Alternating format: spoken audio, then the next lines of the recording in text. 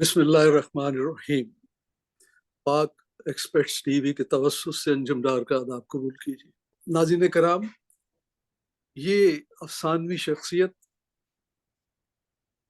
मेरे कुलीग, मेरे अपने दोस्त, मेरे महरम राज़े दुरू खाना राजा अनवर साहब है। और ये दो जिंदगियां जीने का तस्करा जो मैंने किया है, अब हमारी जो गुफ्तगू होगी उनसे आपको उसकी झलकियां उसमें नजर आएंगी और आप देखेंगे कि वाकई एक शख्स दो जिंदगियां कैसे जी सकता है। और ये अफसानवी बात नहीं, ये हकीकत है, ऐसे हुआ है। अपने दोस्त राजा अनवर साहब, जिनको लोग एक फिलोसोफर, एक मुसन्निफ, आलमी सतह पे मारूफ, कई किताबों के मुसन्निफ और लेजेंडरी पॉलिटिकल एक्टिविस्ट जो मौजूद है मेरे साथ, तो मैं उनसे अस्सलाम वालेकुम करता हूँ। खामोशी से सुन रहे हैं मुझे जो कुछ भी मैं कह रहा हूँ। तो अब सब कुछ आप उन्हीं की ज़बानी सुनेंगे, उन्हीं की तस्वीरें बोलेंगी। मैं कहता हूँ कि मेरे प्रोग्राम में ये रिवायती प्रोग्राम इंटरव्यू वगैरह का नहीं है, इसमें हमारी तस्वीरें बोलती हैं। ज़ाहिर है तस्वीरें तो नहीं बोलती, बोलते हम हैं, लेकिन हम उन तस्वीरों को देख के अपनी यादों को याद करते हैं, दोहराते हैं, खुद भी मुतमईन होते हैं और यकीनन सुनने वाले भी उनसे ज़रूर कुछ न कुछ इस्तिफादा हासिल करते हैं।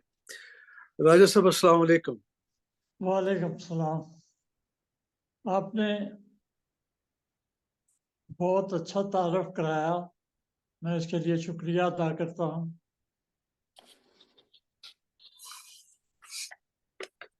कहाँ से शुरू करें और कहाँ ख़त्म करें?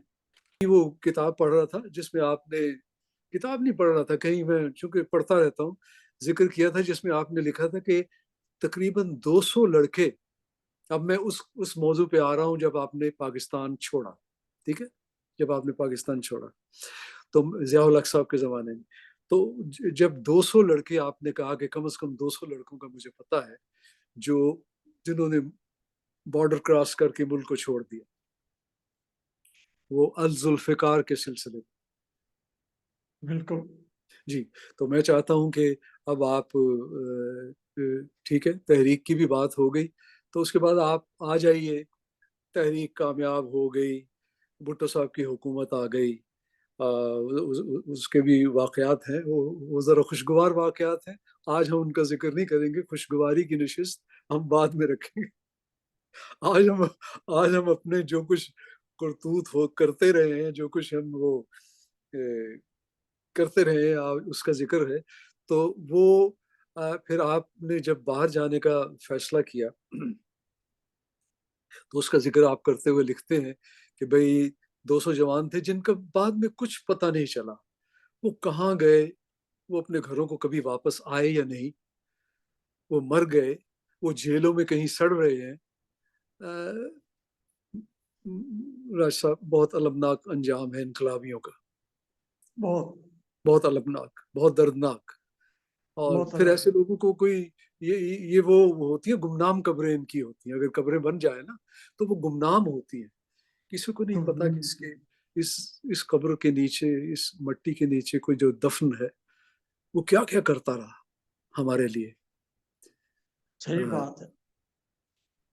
ये वही जानते हैं। आप यकीन कीजिए, मुझे हसन नासिर याद आ रहे हैं। हम्म। वो भी लाहौर के किले में, उनको भी तशद्दुद करके उनको भी मार दिया गया था। बड़ा अमीर लड़का था। बहुत बहुत, हाँ बिल्कुल, ये नहीं कि वो, हाँ बिल्कुल, लेकिन उसके दिल के अंदर तड़प थी गरीबों के लिए, मजदूरों, किसानों के लिए। तो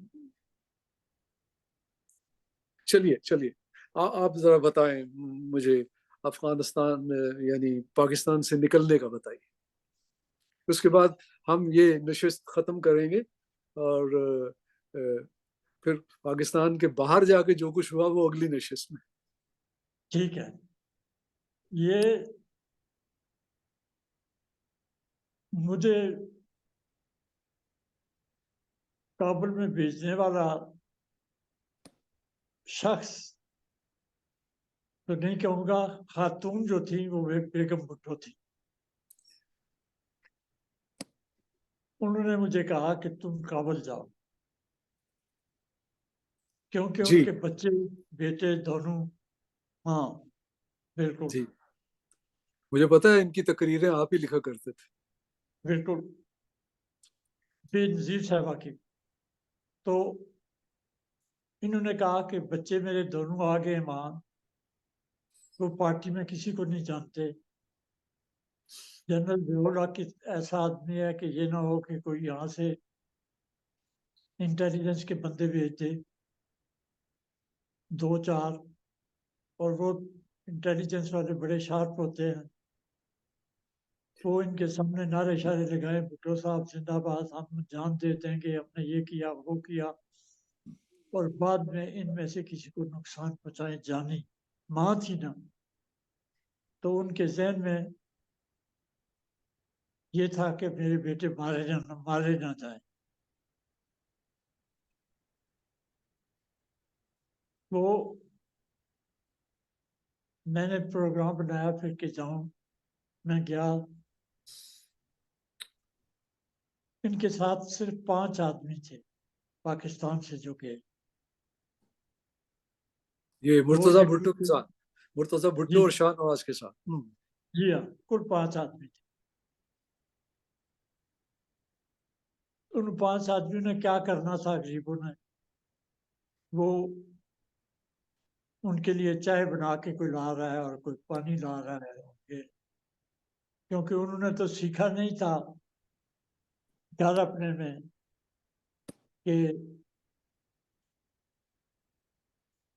کسی کو بھی پانی پلانا ہوتا ہے.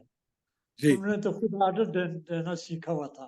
ہاں، ظاہر تو ہے ان یہ کی لائف تو تھی. جی یہ مرتضی ہاں، ہے نا. یہ مرتضی ہے، جی مرتضی اور میں ہوں.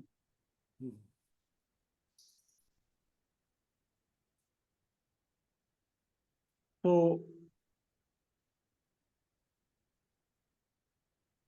مرتضی کی تنظیم میں نے بنوائی، اچھا. ذوالفقار نام بھی میں نے رکھا.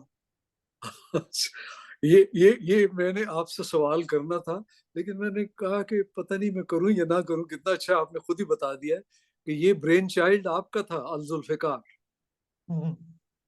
کیونکہ اس میں ذوالفقار بھی لگتا تھا. ہاں جچتا تھا. لیکن اچھا میں خود اندازے سے بتا رہا ہوں، میں آپ کو اندازے سے بتا رہا ہوں کہ لیکن آپ کے ذہن میں دیکھیے ہرگز نہ ہوگا جب آپ نے یہ تنظیم بنائی کہ یہ پاکستان کی پہلی دہشت گرد تنظیم کہلائے. اس نہیں میں تھا، میں سمجھتا ہوں آپ کا کوئی حصہ نہیں تھا اس نہیں تھا. میں میں. ہاں جیل میں بالکل تھی، بالکل نہیں تھا، بالکل نہیں تھا، مجھے پتا ہے. میں اس وقت جیل میں تھا. جی میں نے ہاں. کہا تھا کہ کابل میں ہم ایک ریڈیو اسٹیشن کھولیں، ہوں. وہاں سے لوگوں جمہوری کو طریقہ، موبلائز جمہوری کریں. طریقے سے نا، جمہوری طریقے سے. بالکل، وہاں سے لوگوں کو موبلائز کریں، گانے شانے انڈیا کے سنوا کے بیچ میں ڈالے اپنا میٹیریل، اور ضیاء الحق کے خلاف کھل کے بات کریں، کیونکہ وہ روکنے والا وہاں کوئی نہیں ہوگا ہمیں، جی اور دوسرا کوئی.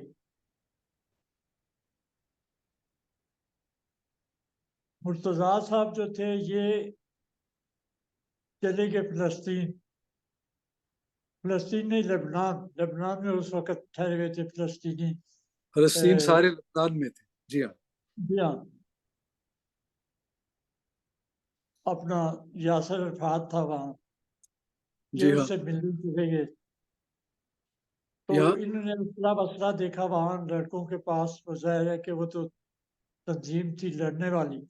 وہ تو ایک طرح کے عملی جہاد کرنے والی، یا اپنی سٹرگل کرنے والی، جہاد کا نام نہ بھی دے، وہ تھی.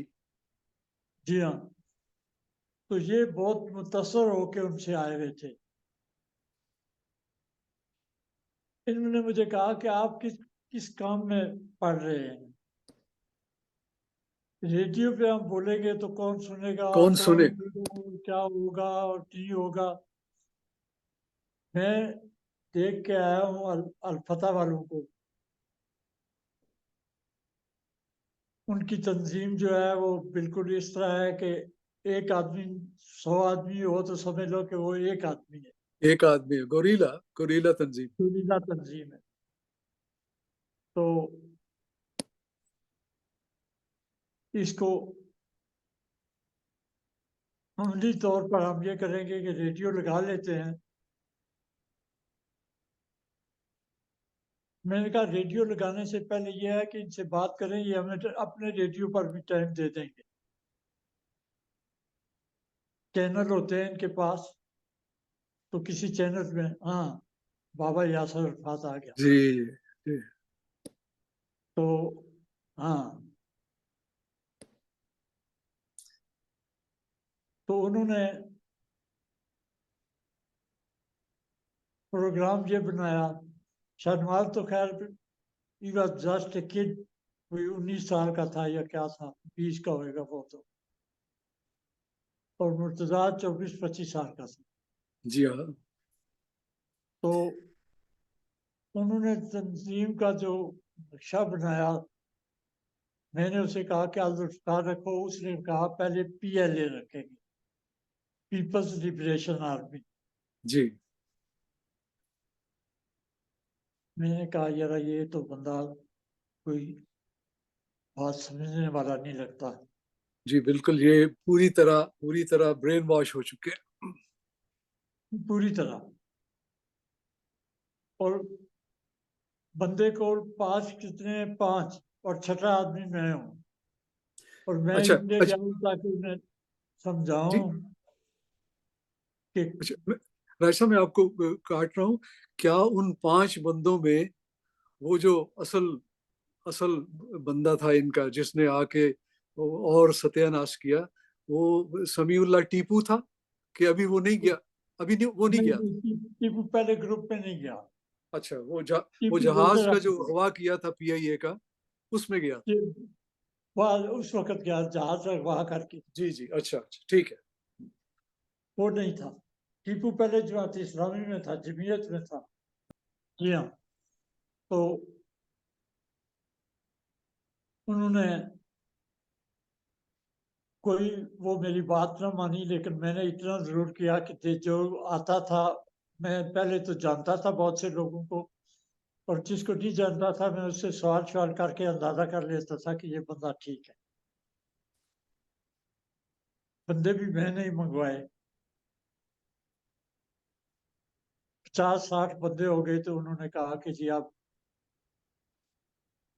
ट्रक एक बुक कराते हैं और बंदे भेजते हैं, असला भेजते हैं। हम्म। मैंने कहा बंदे और असला एक ट्रक पर मत भेजो, अगर तुम्हें असला भेजने का शौक है। असला लादा भेजो और बंदे लादा भेजो, ताकि अगर वो पकड़ा जाए तो एक चीज पकड़ी जाए। एक चीज पकड़ी जाए, अच्छा। क्योंकि इनका तो हो जाएगा, शहादत हो जाएगी कि इनके पास तो असला था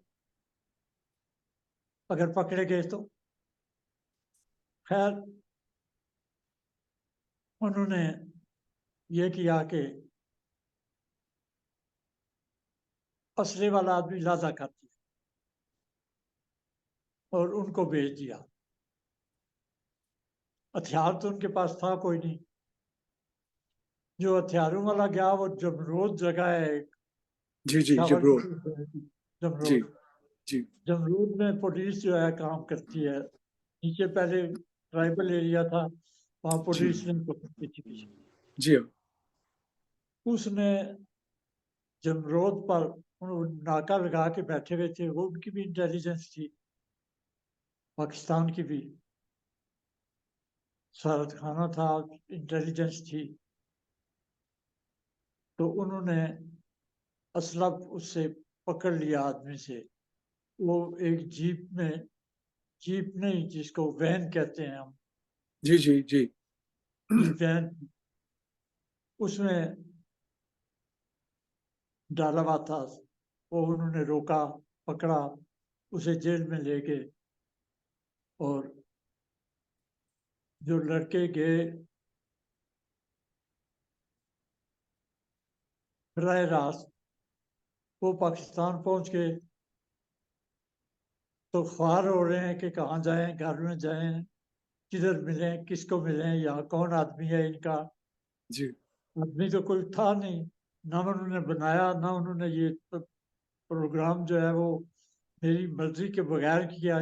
یہ بھی اسلحے والا بھی. میں نے کہا کہ نہیں یہ نہ کرو، لیکن بہرحال انہوں نے ان کا زور تھا کہ یہ آدمی ہمیں کیوں روکتا ہے. وہ تھوڑی تھوڑی بٹرنیس جو ہم میں آتی گئی. جی جی اس بات آنی تھی بالکل.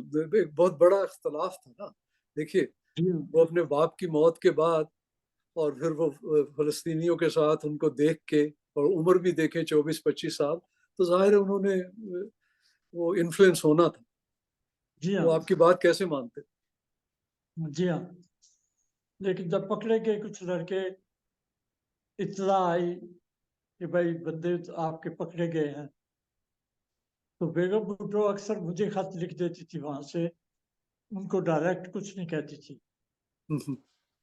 تو انہوں نے کہا کہ مجھے لکھا کہ تم دھیان رکھو گے، مجھے پتہ ہے، لیکن کوشش کرنا کہ یہ کسی ایسی کام نہ کریں میں جو میں پوری نہ عمر کے پھنسے. لیے ان ماں کو ماں تھی نام نا، پر لگ جائے. ماں تھی.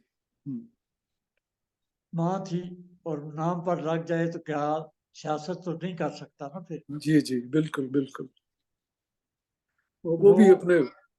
جی ڈار صاحب انہوں نے یہ والی ضائع کیا. اسلحہ تو 80% ان کا پکڑا گیا. اچھا. لے کے آئے تھے پی ایل او والوں سے.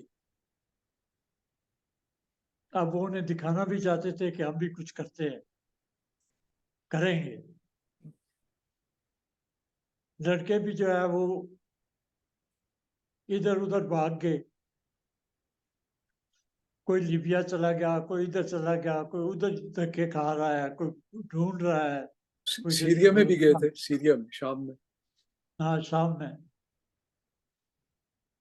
تو اس طرح ہمارا آپس میں اختلاف شروع ہوا. جی. میں نے کہا میں نے آپ کو پہلے بتایا تھا کہ یہ کام نہ کریں، کیونکہ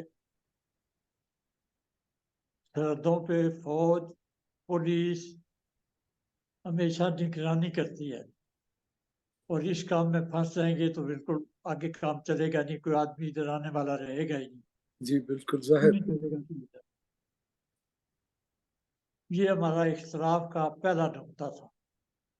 اس کے بعد اور بھی نقطے جمع ہوتے گئے، لیکن اس قصے کو میں تفصیل سے کل یا پرسوں جب بھی رکھیں گے بیان کروں گا.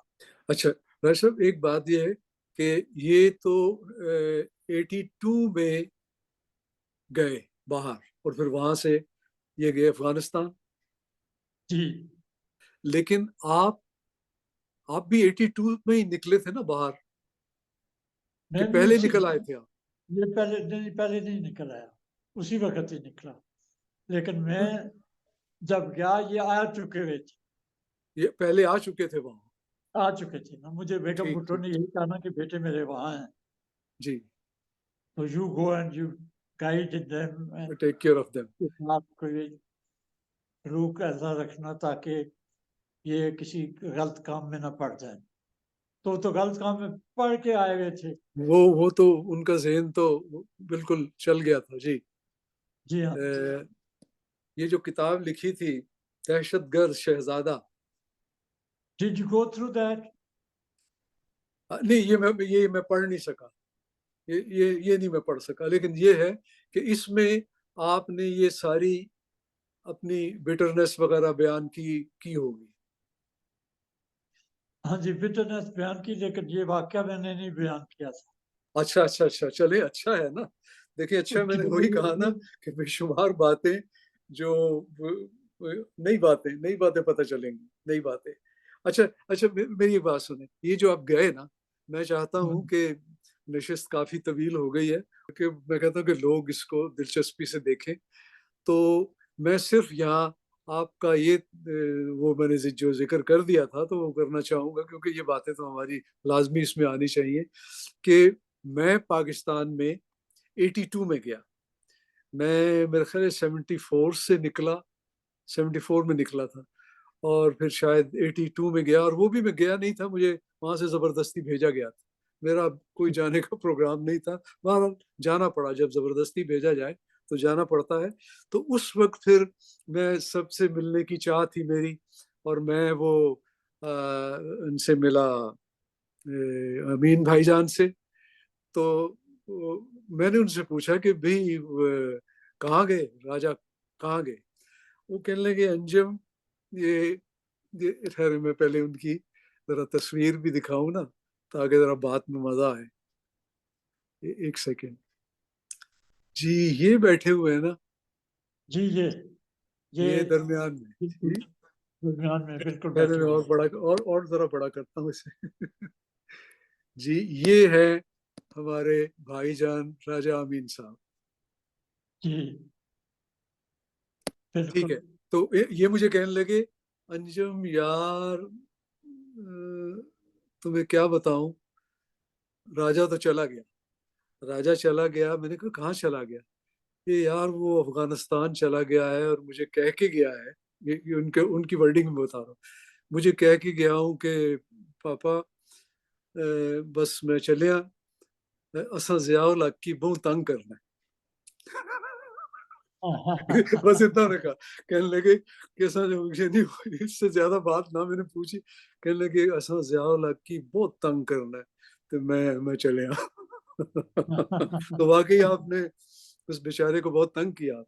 آپ نے نہیں کیا، کیونکہ آپ کا منصوبہ میں نے کہا کہ برین چائلڈ ذوالذوالفقار آپ ہی کا تھا، لیکن وہ بس کیا کیا کہ قیادت پہ قبضہ ہو گیا.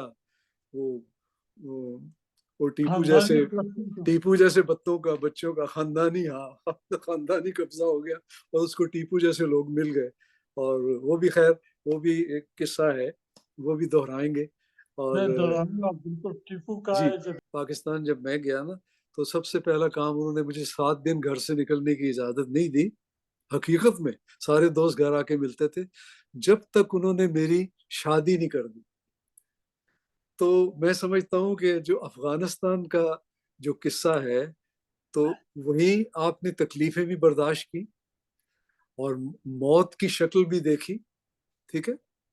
اور وہ پھر میں کہوں گا جس سے میں نے شروع کیا تھا کہ کسی آدمی نے 2 زندگیاں جیتی ہیں، وہ میرے مشاہدے میں کہ کس آدمی نے 2 زندگیاں جیتی. تو وہ آپ کی خوشگوار زندگی کا آغاز بھی وہیں سے ہوا. بالکل. میرا 1982 میں پاکستان آنے پہ ہوا جو مجھے زبردستی باہر سے بھیجا گیا تھا، میں نہیں جا رہا تھا. تو آپ کا بھی دیکھیں قسمت کہ آپ کا بھی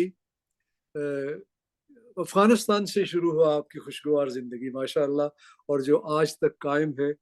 اور بڑی خوشی ہوتی ہے دیکھ کے. اور ماشاء اللہ اللہ کی شان ہے.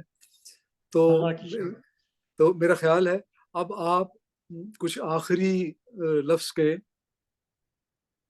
پتہ نہیں میں تو نہیں تھکا، آپ نہ تھک گئے. نہیں تھک تو نہیں گیا، لیکن تو یہ صورتحال تھی جو کابل میں پیش آئی. اس میں لوگ بھی آتے رہے لیکن بیچارے مایوس ہو کے واپس یا تو بھاگ جاتے رہے، جیلوں میں گئے. ضیاء الحق کو تو ہم نے کب تنگ کیا، اس نے ہمیں بڑا تنگ.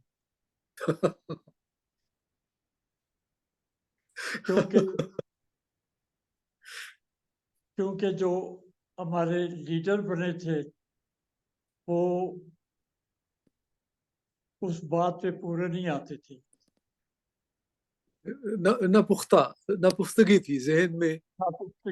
جی نہ پختگی تھی ذہن میں، بچپنا تھا اور نفرت تھی. ایک دکھ تو تھا.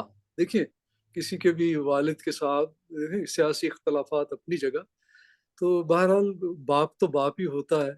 تو جو انجام ہوا اس کا دکھ تو ان کو یقیناً ہوگا.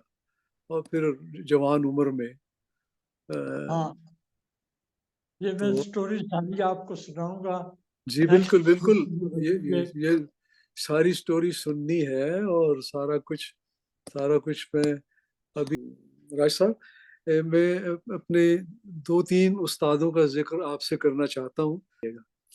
یہ ہمارے توصیف تبسم صاحب، اللہ تعالیٰ ان کے بھی درجات کی بلندی فرمائے اور ان کی بھی مغفرت فرمائے، جنت الفردوس میں مقام عطا فرمائے. یہ ہمارے اردو کے ٹیچر تھے. ٹیچر تھے، اردو کے ٹیچر تھے، اور میرے ساتھ بہت شفقت سے پیش آتے تھے، بہت شفقت سے. اچھا میں آپ سے یہ عرض کر دوں کہ توصیف تبسم صاحب سے میرا رابطہ ان کی ڈیتھ کے 15 دن پہلے تک رہا. ہاں واہ واہ واہ، اچھا. اور وہ میری کتاب ایک کا جھوٹے روپ کے درشن کا میں نے کہا کہ کالم لکھو اس پہ. اچھا سر آپ کے سامنے اردو کیا رکھتی ہے، انہوں نے ڈاکٹریٹ کیا ہوا تھا آخر میں، ڈاکٹر جی توصیف. بالکل بالکل، ہاں بالکل. تو انہوں نے بڑا خوبصورت کالم لکھا، وہ میرے پاس ہے، میں آپ کو بھیجوں. راج صاحب، ان کے بارے میں آپ کو ایک ایسی بات بتاؤں گا کہ آپ یقین کیجئے کہ مجھے خود یقین نہیں آیا جب یہ بات ہوئی. وہ سعودی عرب میں تھا تو آپ کو پتا ہے وہاں ادبی، ثقافتی، سیاسی بھی، وہ دن رات میرا کام یہی تھا. تو وہ ایک محفل میں تھا جو میری تقریب نہیں تھی، لیکن میں وہاں مدعو تھا. تو وہاں میں نے دیکھا کہ وہ ایک شاعر تھے انڈیا کے، بنگلور کے، اقبال فرید. ان کی میں نے، انڈیا کے تھے وہ، ان کی میں نے ایک بہت بڑی تقریب کی تھی وہاں، بہت بڑی. تو ان کے ساتھ پروفیسر صاحب توصیف تبسم صاحب، یہ سعودی عرب کی بات ہے، وہ آ رہے ہیں. میں تو حیرت زدہ رہ گیا، لیکن مجھے اس سے زیادہ حیرت اس وقت ہوئی جب وہ آئے تو اپنی طرف سے جو اقبال فرید تھے انہوں نے میرا تعارف کرایا کہ جی یہ ہے انجم ڈار صاحب، یہاں کی ادبی محفلوں کے روئے رواں. اور سب سے بڑی بات یہ ہے توصیف صاحب کہ انہوں نے، میں ایک ہندوستانی ہوں، انہوں نے میرے ایک ہندوستانی ہونے کے باوجود میرے لیے اتنی بڑی تقریب کروائی کہ جو انہوں نے اپنے پاکستانی لوگوں کے لیے نہیں کروائی تھی. یہ انہوں نے میری تعریف کی. تو اب توصیف تبسم صاحب مجھے دیکھ رہے ہیں اور مسکرا رہے ہیں اور کہہ رہے ہیں کہ انجم آپ حیران ہوں گے راجا یہ سن کے یہ بات کہ یار دیکھو 45 سال کے بعد ایک استاد سے ملاقات ہوئی ہے، اور دیکھیں اس نے کون سی بات اس نے یاد رکھی اور کس طرح سے. آپ ان کا ذرا یہ دیکھیے، یہ آئی ڈونٹ نو یہ کیسے ہوا. کہنے لگے انجم چھوڑو ان باتوں کو، تم مجھے یہ بتاؤ کہ تم نے اردو کیوں چھوڑی. میں، آپ بلیو کیجئے کہ میں سن کے حیران رہ گیا. یعنی ان کو یاد تھا کہ بھی میں نے ایم اے اردو میں نہیں کیا اور میں نے اردو چھوڑ دی، جبکہ میری اردو بڑی اچھی تھی اور میں سارے مقابلوں میں حصہ لیتا تھا، یہ کرتا تھا. میں حیران رہ گیا کہ 45 سال بعد ایک استاد اپنے شاگرد کو دیکھ کے ایک ایسی بات کرتا ہے جو اس کے دل میں 45 سال رہی. دیکھے نا، حالانکہ وہ، آپ خود سوچیں، وہ یہی ہوتا اور انجم کیا حال ہے، یہ ہے وہ، اچھا بھائی بڑی بات ہے، ہاں جی یہ ہمارے کالج کے اسٹوڈنٹ تھے. نہیں، انجم ایک دم، انجم مجھے تم یار یہ بتاؤ کہ تم نے اردو کیوں چھوڑی. یعنی آپ ذرا اس کا، آپ میری اس کی، آپ میرا تصور کر سکتے ہیں کہ میرے کیا جذبات ہوں گے. پھر ان کو کہنے لگے، وہ کہنے لگے کہ یہ آج کل یہ محفلوں میں نہیں آتے، شاید کچھ ناراض ہیں ہم سے. تو کہنے لگے، دوسرا جملہ انہوں نے یہ کہا کہ بھائی آپ فکر نہیں کریں، یہ میرے گھڑے کی مچھلی ہے، میں جب چاہوں گا اس کو نکال کے پھر سے آپ کے حوالے کر دوں. یہ ان کا دوسرا جملہ تھا کہ یہ میرے گھڑے کی مچھلی ہے، میں جب چاہوں گا اس کو نکال کے نا آپ کے حوالے کر دوں. خیر پھر باتیں پھر محفل شروع ہوگی. تو ان کی سے مجھے یہ بات آپ نے بھی کی کہ آپ نے ان سے 15 دن پہلے کالم لکھوایا اور انہوں نے لکھا. واہ واہ. اور ایک اور بات کہ میں راجا جب بھی پاکستان جانے کا، جب بھی کیا 2-3 دفعہ تو گیا ہوں ان 40 سالوں میں، تو میں ضرور کچھ نہ کچھ کرتا ہوں. تو میں نے وہ ادھر کیا ہے وہ اکیڈمی آف لیٹر میں تو ایک پرانے وہ بہت بہت بڑے، میں کہتا ہوں ان کا مقام ایسا ہی ہے جیسے اشفاق احمد صاحب کا یا انتظار حسین یا ان لوگوں کا، لیکن بڑے درویش آدمی. ٹھیک ہے. تو وقار الدین الہی نام ان کا تھا، پروفیسر مختار. وہ آپ کے راجہ امین صاحب، میرے بڑے بھائی صاحب، ہیرو یوسف صاحب، ان سب کے، آفتاب صاحب، ان سب کے زمانے کے ہیں. تو میں نے کہا کہ آپ کو اتنا کچھ آپ نے لکھا ہے تو میں آپ کے اعزاز میں تقریب کروں گا. نہ کرتے رہے. میں نے کی، پھر وہاں اسلام آباد کے سب لوگوں کو اکٹھے کیا. تو آپ یقین کیجئے کہ سب نے ریگریٹ کیا اس میں. ان کی تقریروں کا زیادہ حصہ یہ تھا کہ ہم بہت شرمندہ ہیں کہ آپ یہاں اسلام آباد میں موجود ہیں ہم میں، تو ہم نے کبھی آپ کو نہ دیکھا، نہ آپ کو یاد کیا، نہ آپ کو سنا. ٹھیک ہے. تو جی، تو ان کے ایک سیکنڈ، شاید میرے پاس یہ ہے اس تقریب کی ایک تصویر. ٹھیک ہے. یہ وقار بن الہی پروفیسر مختار صاحب ہیں. ہاں، یہ بھائی جان ہے. یہ پروفیسر غلام اکبر ہیں. یہ پروفیسر غلام اکبر ہیں. یہ میں ہوں. اور یہ زمان ملک ہے. آپ کو یاد ہے زمان ملک؟ جونیئر تھے ہم سے، 2 سال جونیئر تھے. ان کا بھائی تھا، ان کے بھائی تھے وہ سہیل. ہاں، سہیل ملک. وہ بھی میرا خیال ہے کہ 2-3 ہفتے پہلے یا 2-3 مہینے پہلے، اللہ تعالیٰ ان کی بھی مغفرت فرمائے، درجات کی بلندی فرمائے، وہ بھی فوت ہو گئے. سہیل وہ ہمارے کلاس فیلو تھے. یہ 2 سال نیچے تھے. یہ زمان ملک، یہ اور یہ ہے میں ہوں. یہ پروفیسر غلام اکبر ہیں. یہ بھائی جان ہے. یہ بھائی جان ہے نصر صاحب. اور یہ وقار بن الہی. اچھا، اتنی داڑھی رکھی تھی؟ ہاں بہت. یہ بالکل ان کا تو نام ہی ہم نے رکھ دیا تھا سر سید احمد خان. ان کا نام سر سید احمد خان ہم نے رکھ دیا. اچھا، تو چلے یہ بھی ایک دیکھیں نا، یاد سے یاد نکلتی ہے. پروفیسر آفتاب اقبال شمیم صاحب کلاس میں ایک دن کہنے لگے بھی اپنی مرضی کے شعر سنائے. یہ ان کا مجھ سے، میرا ان سے کوئی ایسا واسطہ نہیں تھا.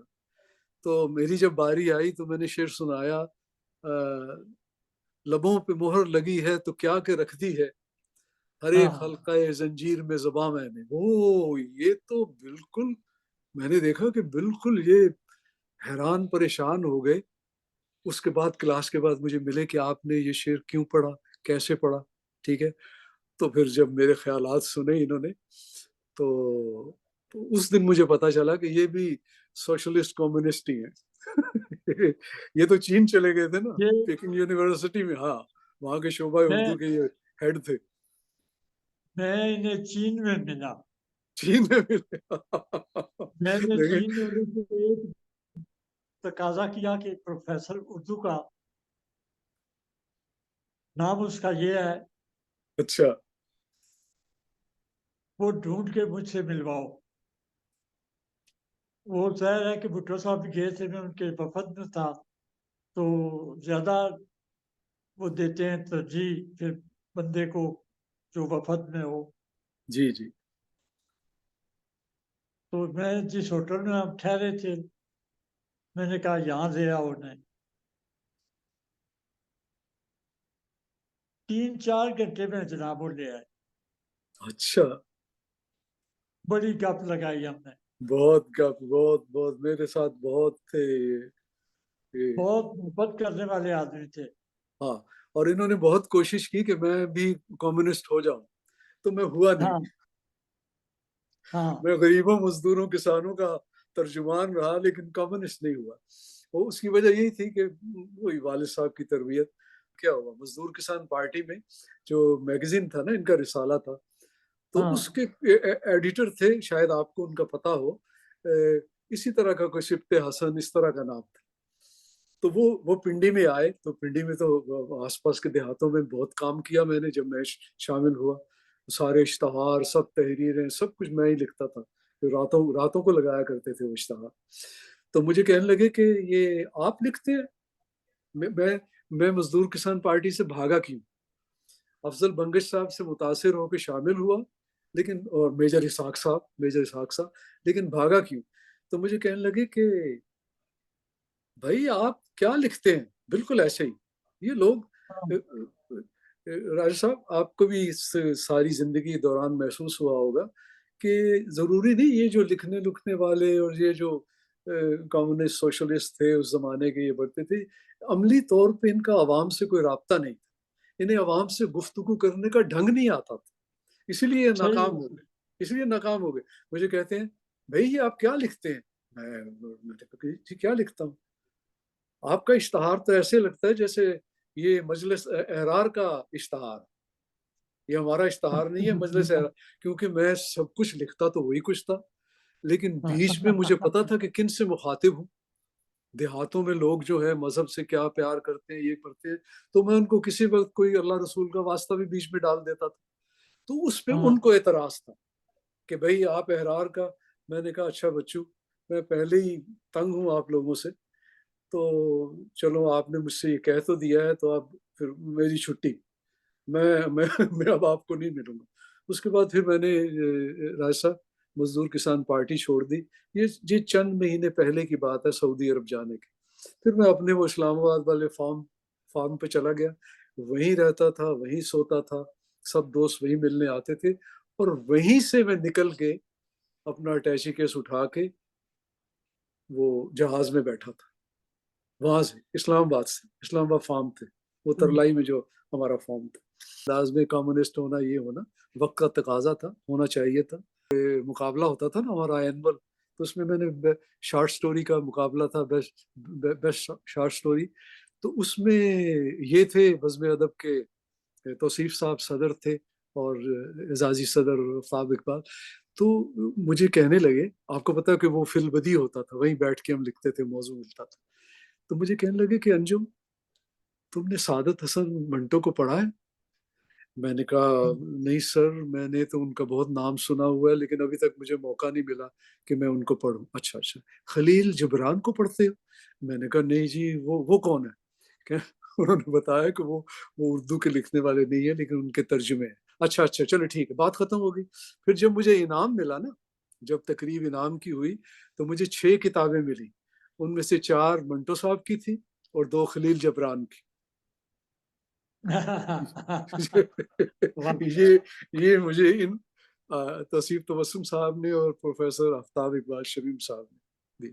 اور جب یہ تقریب جو میں نے کی نا وقار صاحب کی، تو اس میں میں نے ان کو فون کیا کہ آپ کو وہاں میں صدر محفل ہوں اور آپ یہ، تو بدقسمتی دیکھیں کہ دونوں اس وقت نہ بیمار، ان کی صحت ٹھیک نہیں تھی، بلکہ توصیف صاحب نے کہا انجم آ کے دیکھ لو، میں تو صاحب فراش، میں تو بستر سے نہیں اٹھ سکتا۔ تو بس میری بدقسمتی کہ میرے استاد جو تھے یہ اس بڑی تقریب کے مہمان خصوصی اور صدر محفل نہیں بن سکے۔ بالکل، میرے ساتھ ان کا رابطہ بہت رہا، میں ملتا بھی رہا۔ میں نے ایک دن کہہ دیا انہیں یہی کہ سر جھوٹے روپ کے درشن بڑی بکتی ہے، بڑے لوگ پڑھتے ہیں آج بھی، جوان نسل جو ہے یونیورسٹیوں اور کالجوں کی، یہ ان کی پسندیدہ کتاب ہے، پسندیدہ کتاب ہے، بالکل، آپ اس پر کچھ لکھ دیں۔ ہوں کتاب انہوں نے مجھ سے لی، میرے پاس تھی، جی کیونکہ میں چاہتا تھا کہ وہ شام کو نکلتے تھے سیر کے لیے، تو میں نے کہا وہیں پکڑوں گا۔ میں نے انہیں دی، میں نے کہا سر یہ کتاب جو ہے یہ لے لیں، اس کو پڑھیں اور اس پر لکھیں۔ بہت شاندار کالم لکھا، بہت خوبصورت اردو بھی بڑی خوبصورت تھی ان کی۔ ہم کیا لوگوں کی بڑی اردو سے میں آپ کی خوش قسمتی ہے راجہ صاحب کہ انہوں نے آپ کی کتاب کے اوپر اپنا تبصرہ کیا، اور خوش قسمتی ہے آپ کی۔ جی، اور وہ میں انہیں فون کر لیتا تھا 5-4 دن بعد، 8 دن بعد گپ شپ ہو جاتی تھی فون پر۔ ان کے ساتھ یہ 2-3 دفعہ چھپی ہے، یہ کوئی پتہ نہیں کتنی دفعہ چھپ چکا۔ پتنی دفعہ پنجاب یونیورسٹی کی بہتی فضاؤں میں پروان چڑھنے والی محبت کی داستان، جھوٹے روپ کے درشن. ٹھیک ہے جی. کہاں کہاں ہم نے محبتیں نہیں کی، ہاں جہاں یہ بھی تو گئے داستان چھوڑ آئے. داستان چھوڑا. اچھا چلے پھر جھوٹے روپ کے درشن میں ہی نا ختم کرتے ہیں. ہاں اپنے اپنے سچے روپ کے درشن کروا کے تو ہم ختم کرتے ہیں. تو انشاءاللہ دوسری نشست میں اپنے پروگرام کے آخر میں وہ ایک نعرہ ضرور کرتا ہوں پاکستان زندہ باد کا، تو وہ آپ میرے ساتھ مل کے لگائیں گے. پاکستان زندہ پاکستان زندہ زندہ باد. باد زندہ باد. خدا حافظ. بہت شکریہ خدا ناظرین کا بھی جنہوں نے اتنی دیر ہمیں برداشت کی. خدا حافظ. شکریہ، میری طرف سے بھی شکریہ.